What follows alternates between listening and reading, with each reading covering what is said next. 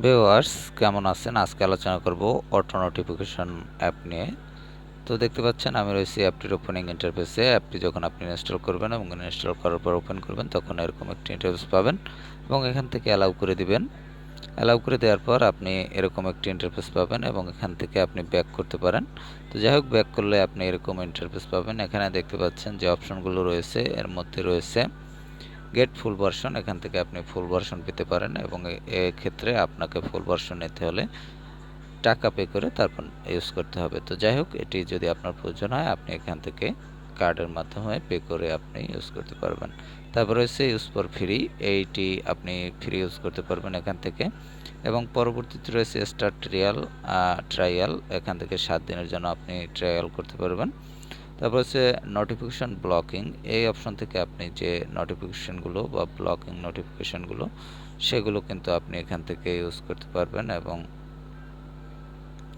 এখান থেকে ইউজ করার জন্য আপনাকে যে কাজটি করতে হবে, এখানে দেখতে পাচ্ছেন প্লাস আইকন, এখানে প্লাস আইকনে আপনি টাচ করবেন এবং প্লাস আইকনে টাচ করলে এখানে দেখতে পাচ্ছেন আপনাকে অ্যাপগুলো কিন্তু এখান থেকে সিলেক্ট করতে হবে যে আপনি কোন অ্যাপগুলোতে আপনি নোটিফিকেশন ব্লক করতে চান বা ব্লকের যে নোটিফিকেশনগুলো রয়েছে সেগুলো এখানে দেখতে পাবেন।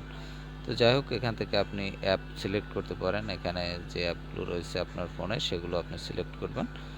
তো যাই হোক, সিলেক্ট করার পর আপনি এখানে অপশন পাবেন এবং এখানে রয়েছে 3 বার ব্যাকআপ রিস্টোর, এখান থেকে ব্যাকআপ রিস্টোর করতে পারবেন। তো যাই হোক, এটি আমি ওভাবে কোনো নোটিফিকেশন ব্লকের অপশন ইউজ করতে চাচ্ছি না। তারপর রয়েছে নোটিফিকেশন ক্যাটাগরি, এখান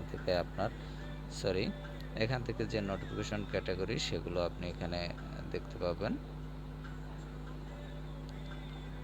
নোটিফিকেশন ক্যাটাগরিতে ওকে, আচ্ছা, যাই হোক।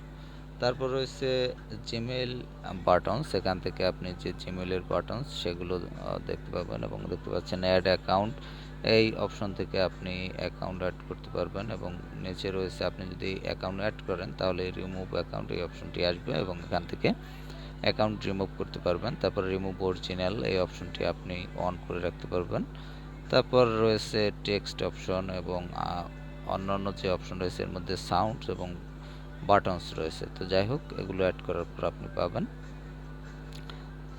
তারপর রয়েছে নোটিফিকেশন ইন্টার ইন্টারসেপশন। তো যাই হোক, এই অপশনে আপনি যদি টাচ করেন এখান থেকে আপনি টিক মার্ক করে দিতে পারবেন এই অপশনগুলো এবং এই অপশনগুলো আপনি ইউজ করতে পারবেন।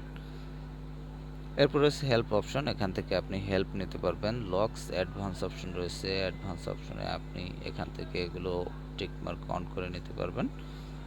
তো যাই হোক, এই অপশনগুলো কিন্তু আপনি অটো নোটিফিকেশন অ্যাপে ইউজ করতে পারবেন এবং এই অপশনগুলো আপনি পাবেন।